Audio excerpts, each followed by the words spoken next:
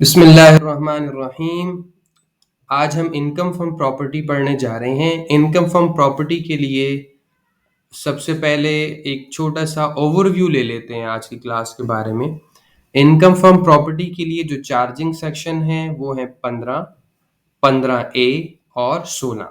15, 15A and 16, these three are the charging section for the head of income, that is income from property।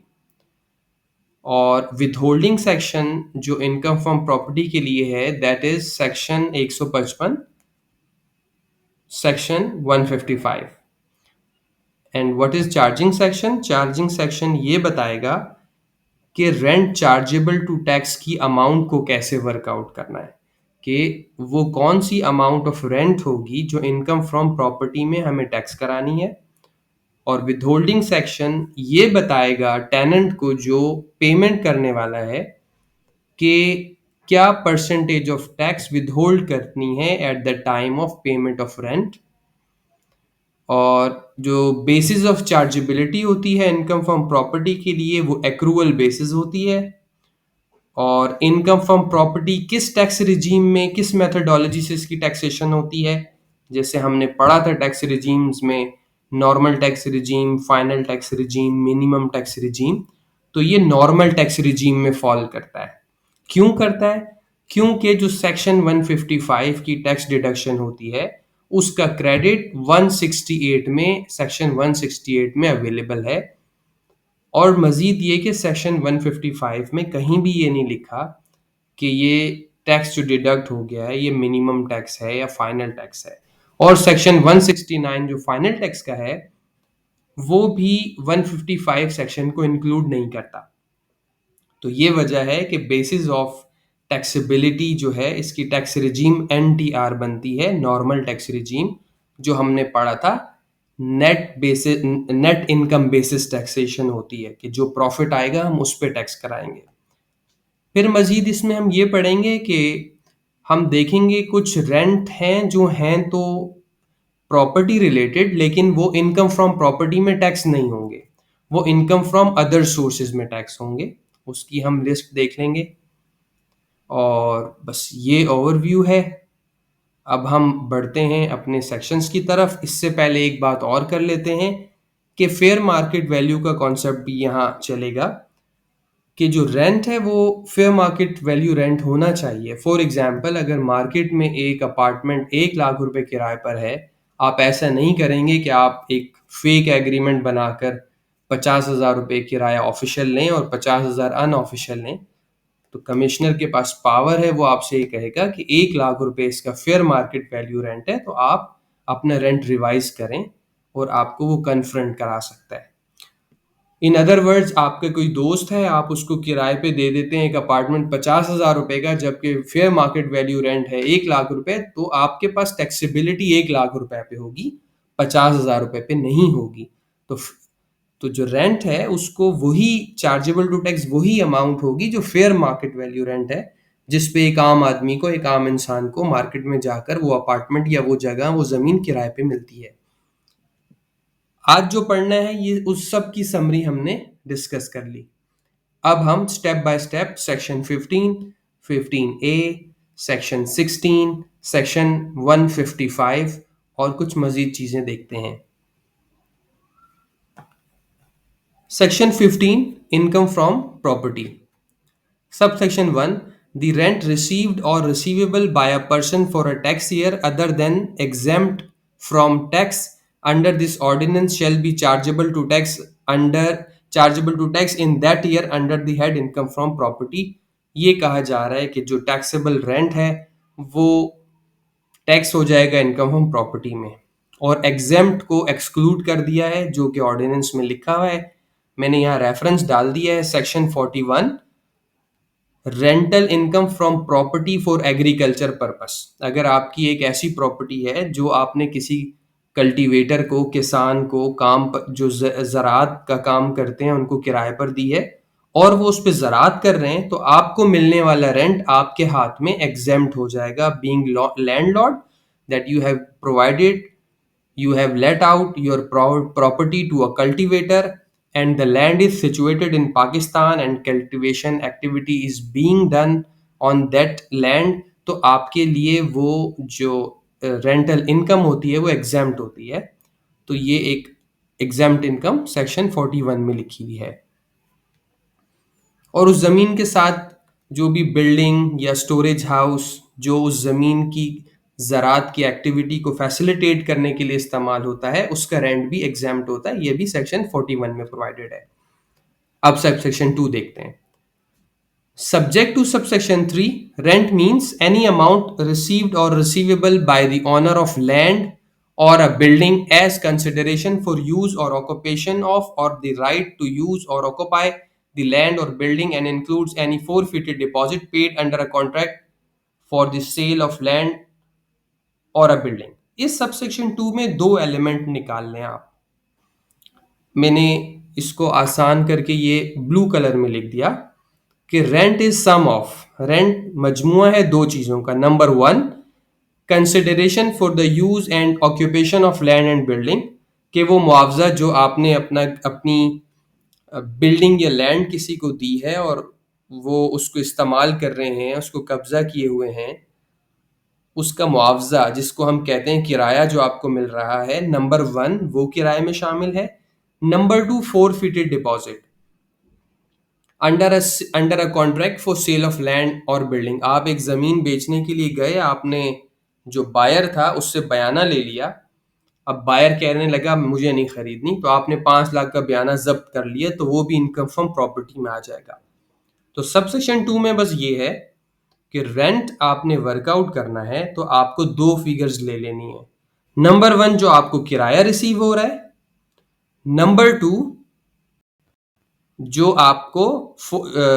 आपने बयाना जब्त कर लिया है, जो टोकन मनी आपने जब्त कर ली है क्योंकि बायर ने रिफ्यूज कर दिया है खरीदारी करने से।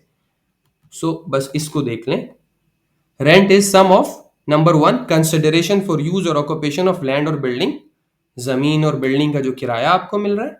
Number 2, forfeited deposit under a contract for sale of land और बिल्डिंग। सबसेक्शन 2 में ये बात हो गई। सबसेक्शन 3, सबसेक्शन 3 में ये कहा जा रहा है the section shall not apply to any rent received और receivable by any person in respect of lease of building together with plant and machinery. ये बहुत इंपॉर्टेंट है, ये वाला जुमला बस।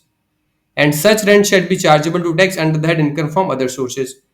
इसका मतलब ये है आपने एक प्रॉपर्टी दी है किराए पे, आपको किराया भी मिल रहा है, लेकिन ये किराया इनकम फ्रॉम प्रॉपर्टी में टैक्स नहीं होगा, ये इनकम फ्रॉम अदर सोर्स में टैक्स होगा।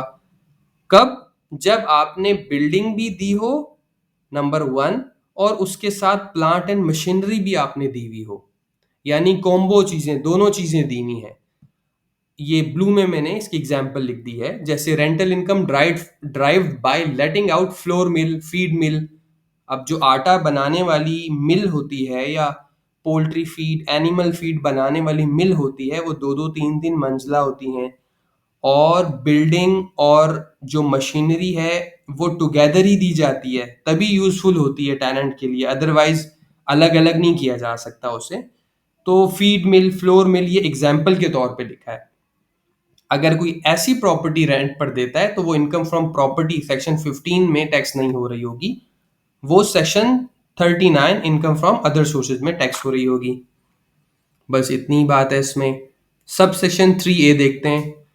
Where any amount is included in rent received or receivable by any person for the provision of amenities। amenities क्या होती है? With respect to apartment flats हम बात करें तो जो लोग वहाँ रह रहे हैं उनकी रिहाइश को कंफर्टेबल बनाने के लिए जो चीज़ें मुहैया की जाती हैं उन्हें amenities कहते हैं।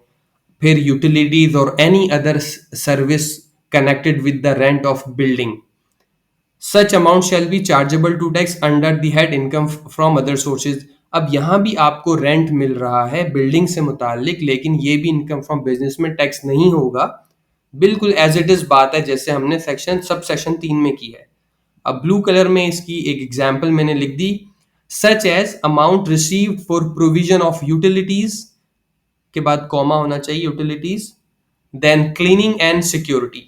आप एक प्राइवेट हाउसिंग चला रहे हैं, आपने बहुत सारे अपार्टमेंट किराए पर दे दिए, आपकी लेट्स सपोज बिल्डिंग है, और आप कहते हैं लाइट नहीं होगी तो मैं बिजली भी मुहैया करूंगा, आपकी सफाई का झाड़ू भी लगवाऊंगा, पानी भी छिड़कूंगा, सिक्योरिटी गार्ड भी रखूंगा, और आप लोग जो रेंट देते हैं वो तो आप देंगे 20,000 पर मंथ, लेकिन मैं 3,000 रुपये एक्स्ट्रा चार्ज करूंगा, वो इन सर्विसेज के हैं। तो जो 3,000 रुपये आ रहे हैं ये इनकम फ्रॉम प्रॉपर्टी में टैक्स नहीं होंगे, इनकम फ्रॉम अदर सोर्सेज में टैक्स होंगे। सेक्शन 39। ओके जी, आगे चलते हैं। सबसेक्शन 4। सबसेक्शन 4 में बस ये लिखा हुआ है, इस ब्लू रंग को देख लें कि rent is taxable on accrual basis and shall not be less than fair market value.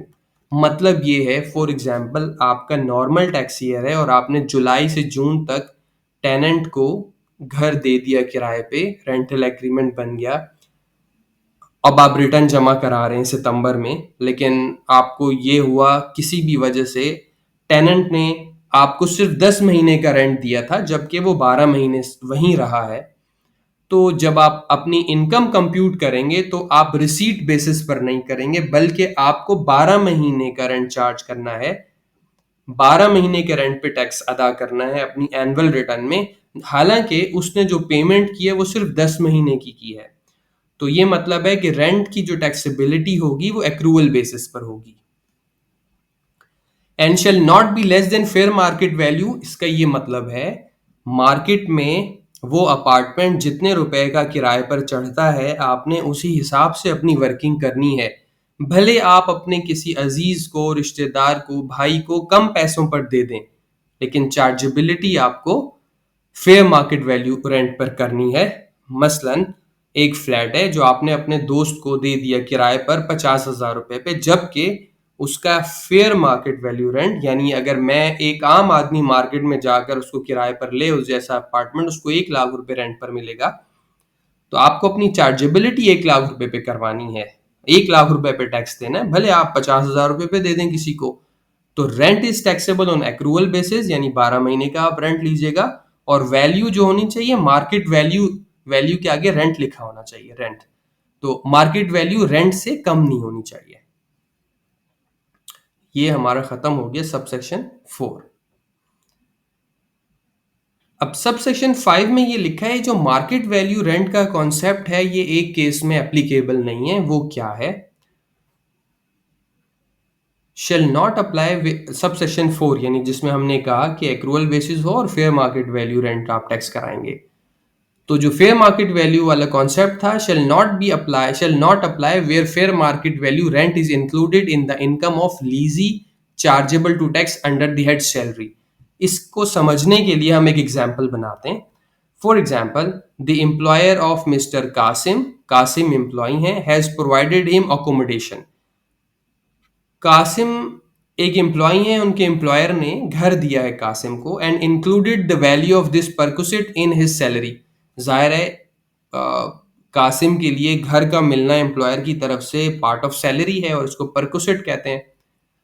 Perquisite other than cash मिल रहा होता है, तो इसको सैलरी में तो इनकॉर्पोरेट करना होगा, और सैलरी में इनकॉर्पोरेट कैसे करेंगे, इसकी वैल्यूएशन कैसे होती है, ये रूल्स में हमें मालूम है, इनकम टैक्स रूल से हमने ये निकाला है कि जो फेयर मार्केट वैल्यू रेंट होगा हम सैलरी में टैक्स करा देंगे। लेट्स सपोज उस जैसा घर जिसमें कासिम रहता है 15,000 रुपए पर मंथ पर अवेलेबल है मार्केट में, तो एम्प्लॉयर क्या करेगा, कासिम की सैलरी 1 लाख रुपए है, 12 से मल्टीप्लाई करके 12 लाख की एनुअल सैलरी आ गई, 12 लाख एनुअल सैलरी आ गई, जबकि जो घर दिया था उसको लेकर 15,000 रुपए उसका मंथली रेंट था, तो कासिम की सैलरी में इंक्लूड कर दिया 15,000 इंटू 12, एक साल का रेंट 1,80,000। अब 13,80,000 रुपए ये टैक्सेबल सैलरी है जिस पर एम्प्लॉयर ने विदहोल्डिंग टैक्स डिडक्ट करना है। ठीक है, सो अब यहां हम देखते हैं दी हाउस वॉज ऑल, अच्छा ये तो बात हमने कर ली कि एम्प्लॉयर जो टैक्स डिडक्ट करेगा वो एक 13,80,000 में करेगा, इस पे कोई मसला भी नहीं है, यहां तक क्लैरिटी है। अब जो कॉन्सेप्ट हमने कहा कि एप्लीकेबल नहीं है इस केस में, वो क्या है? अब हुआ ये कि जो घर था वो कासिम का ही था। ऐसा होता है बहुत सारे इदारों में, इदारा कहता है अपने एम्प्लॉय को मैं आपको घर भी देना चाहता हूं, तो एम्प्लॉय कहता है ठीक है, आप किसी का घर किराए पे क्यों लेकर दे रहे हो, मेरा ही ले लो। तो इस केस में यह है कि कासिम का ही घर था और एम्प्लॉयर कासिम को जो मंथली रेंट पे कर रहा था वो फेयर मार्केट वैल्यू रेंट 15,000 था, वो नहीं पे कर रहा था, 10,000 पे कर रहा था। तो इसका मतलब है एनुअल रेंट जो एम्प्लॉयर ने कासिम को दिया होगा वो दिया था 1,20,000 रुपए। तो the concept of fair market rent is not applicable as the fair, ये फिर हो गया, ये फेयर है। Fair market rent has already tax in the hands of employ under the head from salary, under the head from salary, therefore total income under the head from property will be rupees 120,000 and not 180,000। Sub section 4 में हमने ये कहा था rent की जो value होगी जिसपे उसकी चार्जेबिलिटी होनी है वो फेयर मार्केट वैल्यू रेंट होना चाहिए। आप एक्चुअल में कितना ही रिसीव कर रहे हैं, जितना ही कम आप करें मसला नहीं है। लेकिन इस केस में देखें कासिम को जो रेंट मिल रहा है वो फेयर मार्केट वैल्यू से कम मिल रहा है।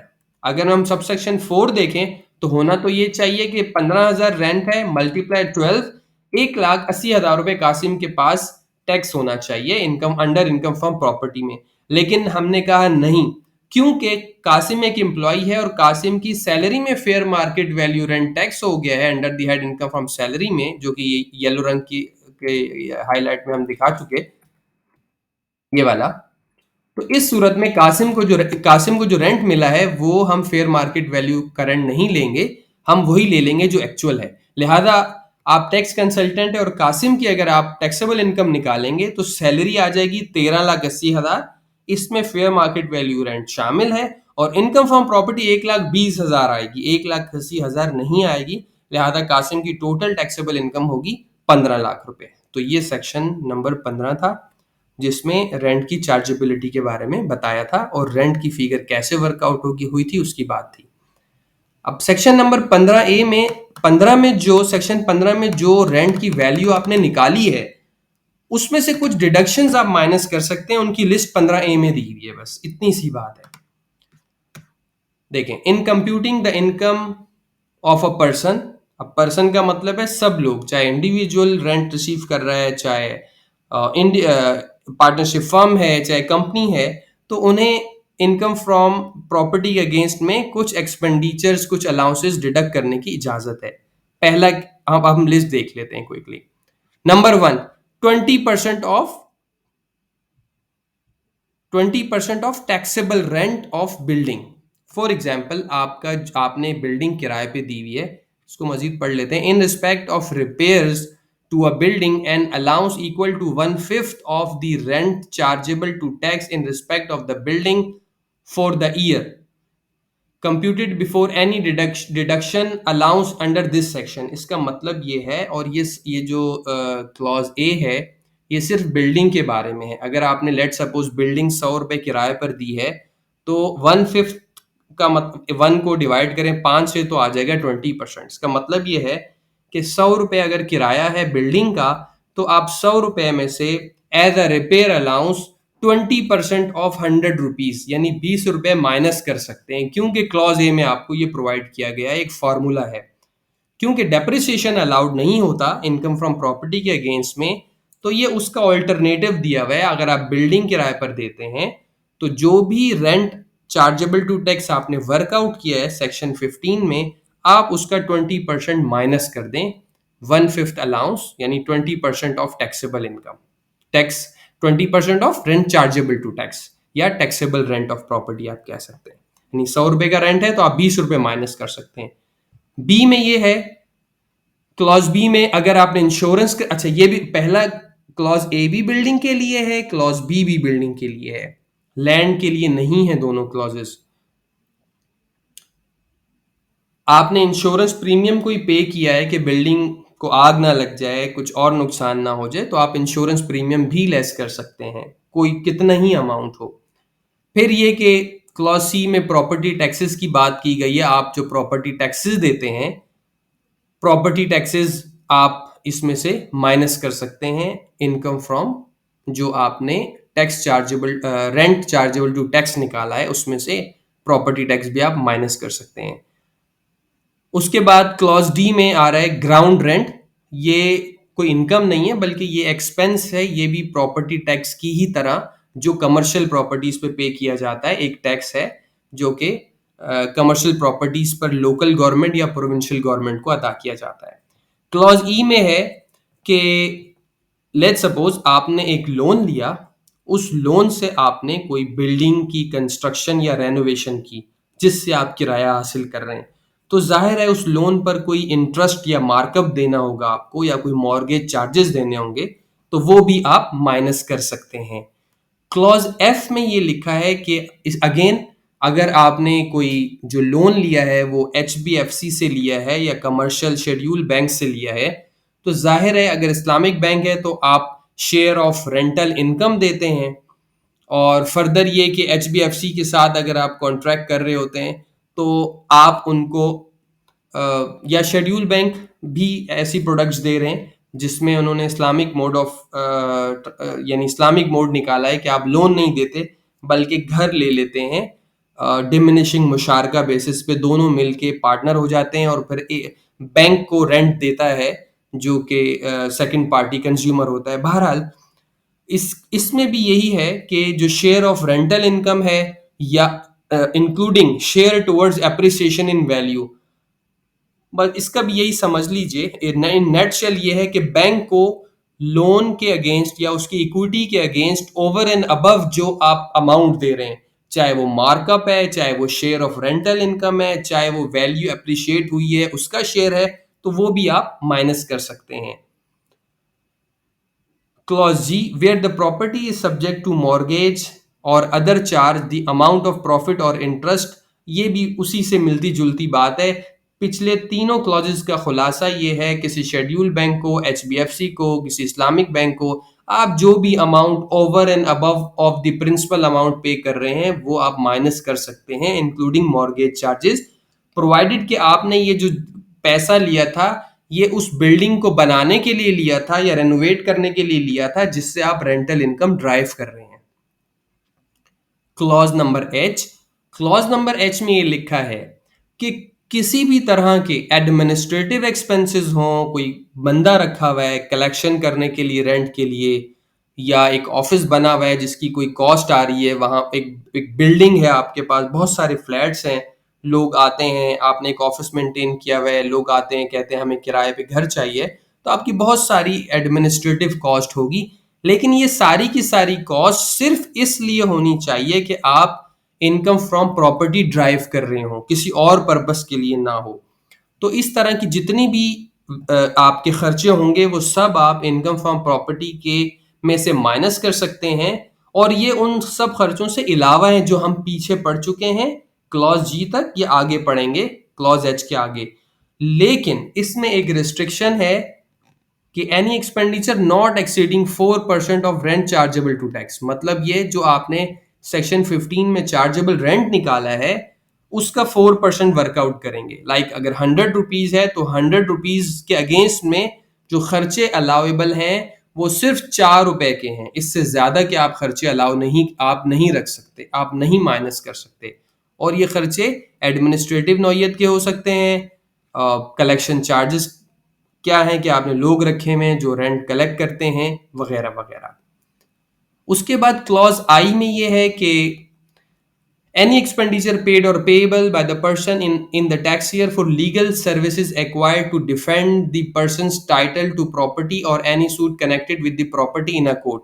इसका मतलब ये है, फॉर एग्जाम्पल प्रॉपर्टी पर कोई केस हो गया है उसके टाइटल के बारे में, तो उससे रिलेटेड उसको डिफेंड करने के लिए कि मैं ही इसका बोनाफाइड ओनर हूँ, मैं ही इसका टाइटल रखता हूँ और मैं ही इससे रेंटल इनकम ड्राइव कर रहा हूँ, कोर्ट में मेरे केस चल रहे हैं, मैं वकील साहब को पैसे दे रहा हूँ, मैं कोर्ट में पैसे जमा करा रहा हूँ, स्टैम्प पेपर ले रहा हूँ, लेकिन ये सब कुछ क्यों हो रहा है?